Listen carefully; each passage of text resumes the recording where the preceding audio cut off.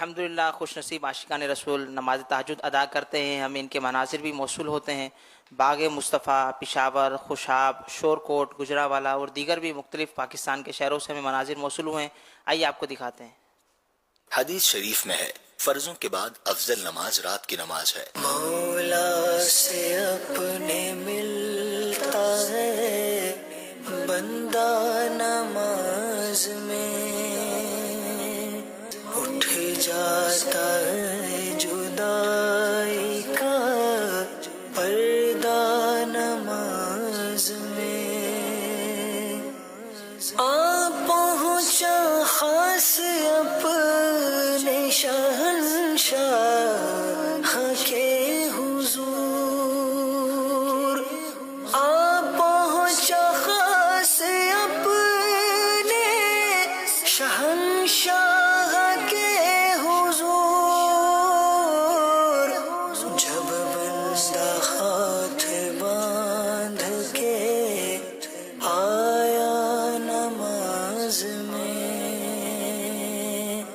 جب بندہ ہاتھ باندھ کے آیا نماز میں، مولا سے اپنے ملتا ہے بندہ نماز میں۔ سبحان اللہ، تہجد کے مناظر، مرحبا، اللہ کرے ہم بھی اس کا حصہ ہوتے، ہمیں بھی نصیب ہو جائے۔ الحمدللہ آج بھی تہجد ہمارے ہفتے کو تو ترکیب ہوتی ہے، جمعرات کو بھی ہوتی ہے اور شاید روز ہوتی ہوگی ترکیب، تو یہاں الحمدللہ تہجد کی روز ہوتی ہے، ہاں روز الحمدللہ۔ آج شاید زیادہ گیدرنگ ہوگی، جمعرات کو زیادہ گیدرنگ ہوتی ہوگی، اجتماع ہوتا ہے نا، تو 11:30 بجے تقریباً سونے کی ترکیب ہوتی ہے رات کو، آج جیسے ہوا نا، اور انشاءاللہ کتنے بجے اٹھائیں گے؟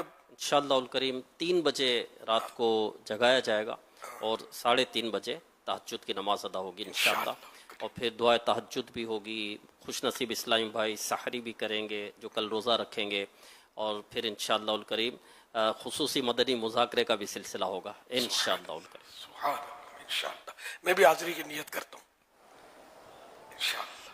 اچھا، تو تہجد ملتی خوش نصیب ہوگا، ہر ایک کو نہیں ملتی۔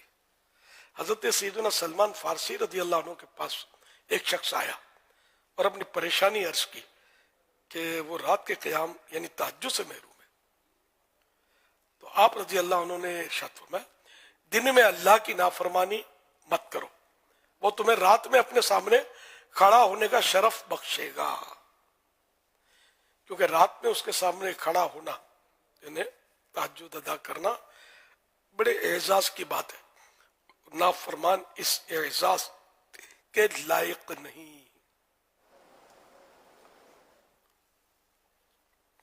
صلو علی الحبیب صلی صلی اللہ علی محمد